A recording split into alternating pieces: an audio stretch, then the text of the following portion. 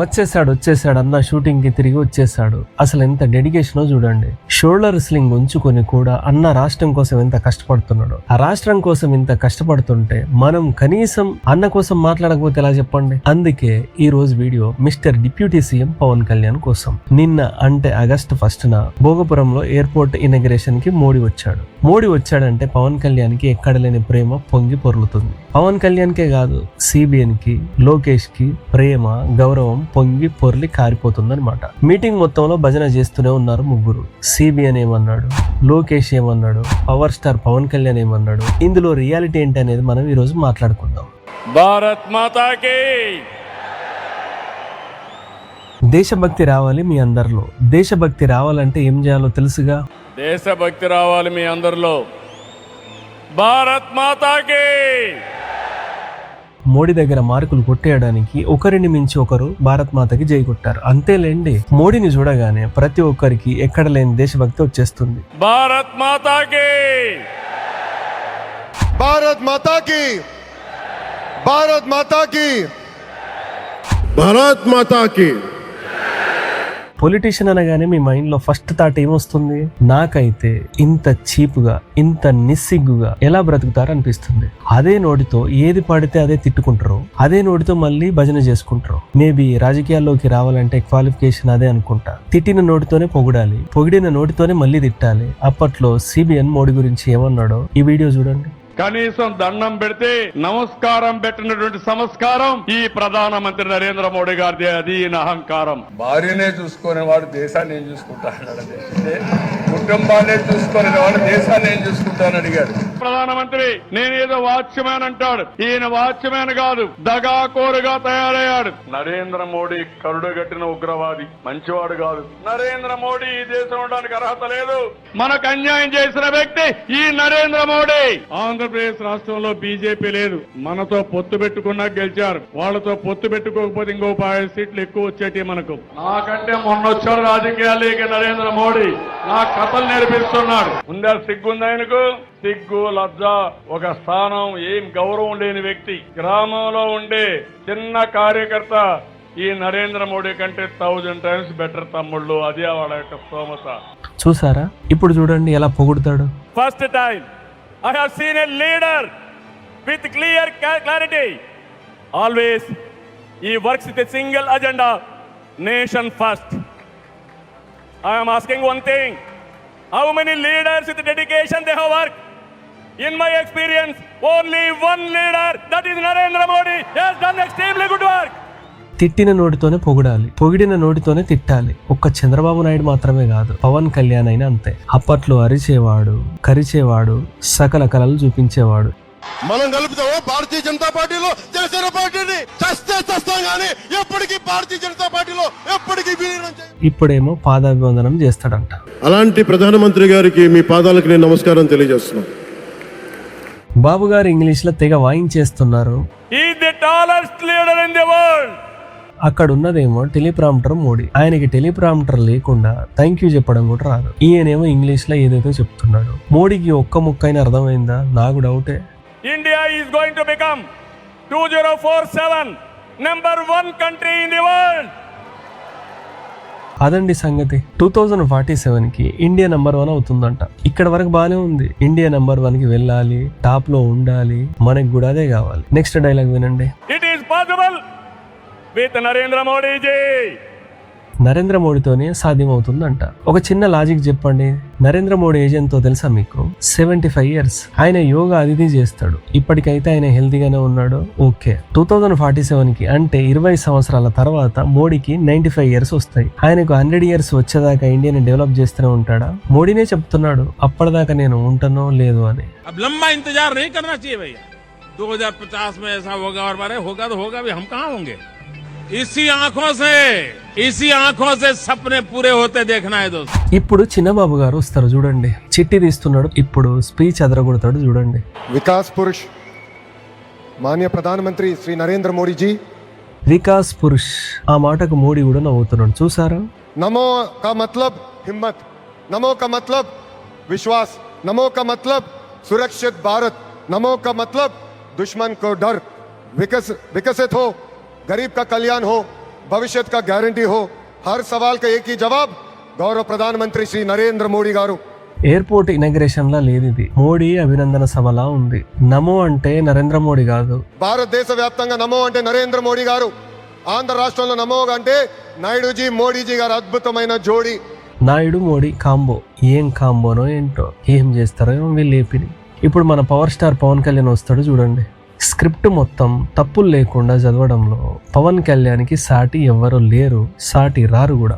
Audience ను చూడగానే sir acting start చేసేస్తారు. మొత్తం 12 నిమిషాలు ఆయన మాట్లాడితే అందులో 6 నిమిషాలు ఏపీ గురించి, ఎయిర్పోర్ట్ గురించి, దాన్ని కట్టిన జిఎంఆర్ గురించి, మోడీ గొప్పతనం గురించి మాట్లాడాడు. బాగుంది. సడన్ గా 6 నిమిషాల తర్వాత పండ్లున్న చెట్టుకి రాళ్ల దెబ్బలంటూ స్టార్ట్ చేస్తాడు.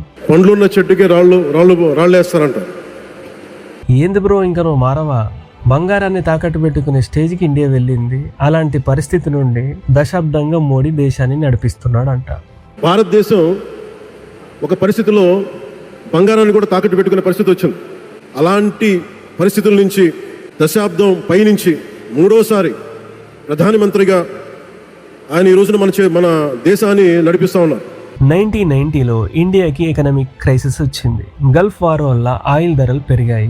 దేశం దగ్గర కనీసం ఇంపోర్ట్స్ కి కట్టడానికి డాలర్స్ కూడా లేని పరిస్థితి వచ్చింది. ఆ టైంలో వేరే ఆప్షన్ ఏమీ లేక అప్పటి ప్రధాని చంద్రశేఖర్ గారు ఫస్ట్ టైం బంగారం తాకట్టు పెట్టి ఎమర్జెన్సీ ఫారెన్ ఎక్స్చేంజ్ సమకూర్చుకున్నారు. ఆ తర్వాత ప్రధాని పివి నరసింహారావు గారు ఎకనామిక్ క్రైసిస్ అలానే ఉండడంతో ఆయన కూడా బంగారాన్ని తాకట్టు పెట్టాల్సి వచ్చింది. గోల్డ్ ని తాకట్టు పెట్టి ఎమర్జెన్సీ డాలర్స్ తెచ్చారు. ఆ తర్వాత IMF నుంచి సహాయం తీసుకున్నారు. రూపాయిని డివాల్యూ చేశారు. తర్వాత పివి నరసింహారావు గారు అప్పటి ఫైనాన్స్ మినిస్టర్ మన్మోహన్ సింగ్ గారితో కలిసి ఎకనామిక్ రిఫార్మ్స్ తెచ్చారు. ఎకానమీని లిబరలైజ్ చేశారు. ఫారిన్ ఇన్వెస్ట్మెంట్స్ రూల్స్ చేంజ్ చేశారు. పరిస్థితి అంతా సెట్ అయ్యాక తాకట్టు పెట్టిన బంగారాన్ని కూడా విడిపించుకున్నారు. దీనికి మోడీకి ఏమన్నా సంబంధం ఉందా? అసలు అప్పుడు మోడీ కనీసం ఎమ్మెల్యే కూడా కాదు. పివి నరసింహారావు గారు, మన్మోహన్ సింగ్ గారు తెచ్చిన రిఫార్మ్స్ కి మోడీకి ఏంటి సంబంధం? మిస్టర్ పవన్ కళ్యాణ్, ఇది నీకే తెలియాలి. మరి మోడీని అనకూడని మాటలు అంటా ఉంటే ఆయనకు గుండె కదిలిచ్చిందంట. ఆయన్ని అనకూడని మాటలు అంటా ఉంటే నా గుండె కదిలించేసి. అప్పుడే గుండె కదిలితే ఎలా మిస్టర్ పవన్ కళ్యాణ్? ముందు ముందు చాలా జరుగుతాయి. గుండె రాయి చేసుకోవాలి కదా. E20 పెట్రోల్ వద్దంటున్నారు, ఈవీఎంలు వద్దు అంటున్నారు. ఒక ప్రక్క రైతులు ప్రొటెస్ట్ చేస్తూనే ఉన్నారు, ఆదివాసీలు ప్రొటెస్ట్ చేస్తున్నారు. ఒక్క స్టూడెంట్ ప్రొటెస్ట్ కి గుండె కదిలిపోతే ఎలా? ఇది జస్ట్ బిగినింగ్ మాత్రమే. ముందు ముందు బీజేపీ మినిస్టర్లంతా లైన్ కట్టాల్సి వస్తే అప్పుడు నా గుండె జారి గల్లంత అయిందంటాడేమో. పవన్ కళ్యాణ్ ది ఒక హిపోక్రసీ ఉంది, చెప్తా మీకు. ఈ అమ్మాయి తెలుసా మీకు? ఈవిడ గారు ఒక పెద్ద దేశభక్తురాలు, ధర్మరక్షకురాలు. అంటే మన దగ్గర ఉన్నారు కదా అక్కల బ్యాచ్, ఈవిడ గారు హిందీ బ్యాచ్. ఈవిడ గారికి ఎంత దేశభక్తి అంటే ఎక్కడ వెళ్తే అక్కడ హిందూ ముస్లిం పంచాయతీలు చేస్తూ ఉంటది. उद्देश्य मुल्ला मुक्त भारत करना। जितने भी कट्टी पतंगे सारी आउटसाइड चले जाए। अपने धर्म के लिए जागरूक रहो, अपनी परंपरा के लिए जागरूक रहो। हिंदू हिंदू करना सीखो, हिंदू मुल्ला करना मत सीखो। मुल्ले आपके दुश्मन है, ये आप मान लो। और जितने तुम जागरूक रहोगे उतने ही तुम जिंदा रहो। విన్నారా ఆమె ఏమంటుంది? ముస్లింస్ లేని ఇండియా కావాలంట ఆమెకి. హిందూ హిందూ చేయండి, హిందూ ముస్లిం చేయకండి అని చెప్తుంది అక్క. ఆమెది ఒక స్పీచ్ చూపిస్తా నేను. గాంధీజీ గురించి ఆమె ఏమంటుందో వినండి. क्या चरखे चला के नहीं, इन हरामखोरों ने इतने जुर्म करे। ये मंदिर के अंदर तो पढ़ता था कुरान, और वहाँ पर अगर इसका कोई विरोध कर देते कि जी आप मस्जिद के अंदर भी पढ़ो, तो ये उनको जेल में फेंक देता था। इतना हरामखोर आदमी था। आप कहते थे कि जी बापू तो चरखा चलाता था, बापू की तो आंतें दुखती थी, बापू के तो हार्ड कांपते थे। बापू के हार्ड एकदम स्ट्रेट रहते थे, सीना तान के खड़ा रहता था अंग्रेजों के सामने। तो जैसे ही कोई जवान इंडिया दिख गए, आजा कमर झुक गई, कंधे झुक गए, उसके तुरंत कंधे झुक जाते थे। कहते भाई ये 2 लाठियां अपनी। अरे ऐसे कैसे? अभी आपको कपल डांस नहीं आता होगा, उस डोकरे ने उस टाइम पे कपल डांस पता दे उसको, गोरियों के साथ ऐसे చక్రీ బనాకే గుమాయా ఉनको. విన్నారా అక్క ఏం చెప్తుందో?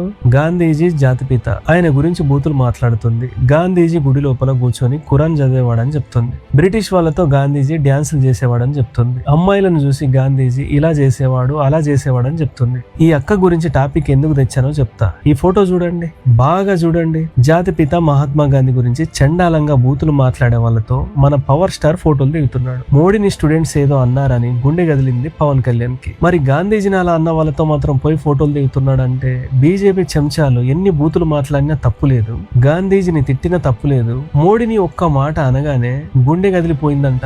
నా గుండె కదిలించేసి నా కన్నీళ్ళు వచ్చినాయి.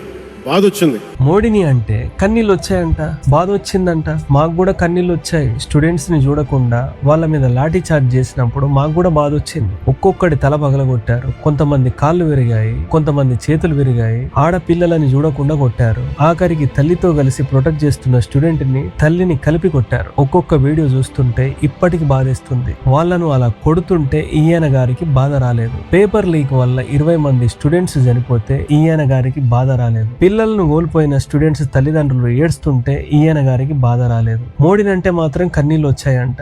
కొత్త తరానికి ఏం తెలుసు ఆయన పడ్డ కష్టం? నిజమే పాపం, కొత్త తరానికి ఏం తెలుసు ఆయన పడ్డ కష్టం. ఎంత కష్టపడి దేశాన్ని అంబానీ అదానికి దోచిపెడుతున్నాడు, ఎంత కష్టపడి ధనవంతులకు కోట్లు కోట్లు రుణమాఫీ చేస్తున్నాడు, ఎంత కష్టపడి గవర్నమెంట్ సెక్టార్స్ అన్ని ప్రైవేట్ చేస్తున్నాడు, ఎంత కష్టపడి హిందూ ముస్లిం చేస్తున్నాడు. ఇవన్నీ కొత్త తరం కూడా తెలుసుకుంటారు. ఒక్క రోజు కూడా సెలవు తీసుకోలేదు మన ప్రధానమంత్రి గారు. నిజమే పాపం, ఒక్కరోజు సెలవు తీసుకోకుండా దేశాన్ని డెవలప్ చేస్తూనే ఉన్నాడు. ఇప్పుడు మాన్సూన్ సెషన్స్ జరుగుతున్నాయి. పార్లమెంట్ లో ఇప్పుడు డిస్కషన్ ఏంటంటే సిజేపీ ప్రొటెస్ట్ లో స్టూడెంట్స్ మీద బీజేపీ ప్రభుత్వం వ్యవహరించిన తీరు గురించి అపోజిషన్ వాళ్ళు క్వశ్చన్ చేస్తారు. అటు అమిత్ షా ఇటు మోడీ ఇద్దరు పార్లమెంట్ కి వెళ్ళట్లేదు. ఎందుకంటే అపోజిషన్ వాళ్ళు క్వశ్చన్ చేస్తారు. హోమ్ మినిస్టర్ గా అమిత్ షా అకౌంటబిలిటీ అడుగుతున్నారు. అకౌంటబిలిటీ అనగానే ఇద్దరు పారిపోయారు. ఆఖరికి యాంటీ పేపర్ బిల్ డిబేట్ లో కూడా ఈ ఇద్దరు లేరు, సెలవు తీసుకోరు, కానీ పార్లమెంట్ కు రారు. ఇది ఫస్ట్ టైం కాదు, ప్రతిసారి పార్లమెంట్ జరుగుతున్నప్పుడే విదేశాలకు వెళ్తాడు మోడీ. అక్కడ వెళ్ళి ఏం చేస్తాడు, పరువు తీసుకొని వస్తాడు. Prime Minister Modi, why don't you take some questions from the freest press in the world? This is about as close as we'll get to Narendra Modi on his trip to Melbourne. He famously avoids unscripted news conferences, preferring instead more staged managed appearances. No, wait, we have a question here. Why did Mr. Modi not give a press conference to New Zealand journalists here? విదేశాలు తిరగడం కాకుండా ఆయన ఏం పని చేస్తున్నాడు పవన్ కళ్యాణ్కి తెలియాలి. మరి ఒక పక్క అస్సాం వరదలతో అష్ట కష్టాలు పడుతుంది. ఇప్పటికే 82 మంది ప్రాణాలు పోయాయి, 2 లక్షల మంది నిరస్రాయులయ్యారు. ప్రధానమంత్రిగా మోడీ ఏం చేస్తున్నాడు? ఏం చేయడు. కనీసం వాళ్ళ గురించి టాపిక్ కూడా ఉండదు. ఆయన 3 సంవత్సరాల నుండి మణిపూర్నే పట్టించుకునేవాడు. అస్సాం గురించి ఏం మాట్లాడతాడు? అస్సాంకి ఏం వెళ్తాడు? మా అమ్మను తిట్టారు, నన్ను తిట్టారని నర్సరీ పిల్లలు కంప్లైంట్ చేసినట్టు రోజు ఇన్స్టాగ్రామ్ లో వీడియోలు మాత్రం పెడతాడు. మరి బీజేపీ సపోర్టర్స్ పొద్దున లేస్తే లకారంతోనే రోజులు గడుపుతారు. వాళ్ళకు కూడా చెప్పొచ్చు కదా బూతులు తిట్టొద్దు అని. ఆయనను తిట్టారు అని ఈయన తెగ ఫీల్ అయిపోతున్నాడు. 25 సంవత్సరాలు లోబడి ఉన్న పిల్లలు ఉన్న ప్రతి ఒక్కరికి కూడా నేను ఈ సందర్భంగా తెలియజేస్తున్నాను.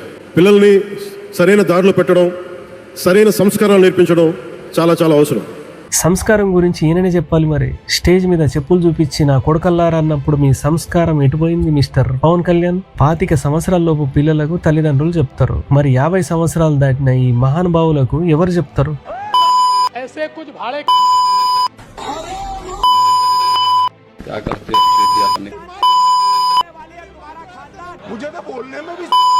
ఒక్కొక్కడి నోటి నుండి ఒక్కో అనిముత్యం.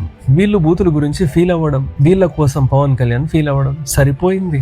మీరు అనుకున్నంత కాలం అధికారం మీరు వద్దంటే వదలాలి, కానీ అధికారం మీ చేతుల్లోనే ఉంటుంది. దానికి మేమందరం నిరంతరం కృషి చేస్తామని తెలియజేసుకుంటూ, అనుకున్నంత కాలం అధికారం చేతుల్లోనే ఉంటుందంట. ఉంటదిలేండి. అటు ఈవీఎంలు ఉన్నాయి, ఇటు గ్యానేష్ ఉన్నాడు, మొత్తం ఎలక్షన్ కమిషన్ ఉంది, ముందు డీలిమిటేషన్ ప్లాన్ ఉంది. ఇవన్నీ ఉన్న తర్వాత అధికారం చేతుల్లోనే ఉంటుంది. కాకపోతే ఏంటంటే జనాలను ఎల్లకాలం మోసం చేస్తా అంటే కుదరదు. జనాలు అన్ని చూస్తున్నారు, ఎవరిని ఎప్పుడు ఇంటికి పంపాలనేది జనాలకు తెలుసు. అనుకున్నంత కాలం అధికారం చేతుల్లో ఉండడానికి ఇది రాచరికం కాదు. ఈ విషయం పవన్ కళ్యాణ్కి అర్థమైతే బాగుండు, కానీ అర్థం చేసుకోడు. ఆయన చుట్టూన్న వాళ్ళు సూపర్ అన్నా, డూపర్ అన్నా, తోప్ అన్నా అనగానే స్క్రిప్ట్ పట్టుకొని స్టేజ్ ఎక్కేస్తాడు. ఆయనే జనాలకు కంటెంట్ ఇస్తాడు. ఆయన కంటెంట్ ఇచ్చినప్పుడు మనం క్వశ్చన్ చేయకపోతే ఎలా? అసలే అన్న ప్రశ్నించడం కోసం పార్టీ పెట్టిన మనిషి. అప్పుడప్పుడు ఆయనకు గుర్తు చేయాలి కదా, పొగడడం కోసం మాత్రం కాదు, ప్రశ్నించడం కోసం కూడా అని.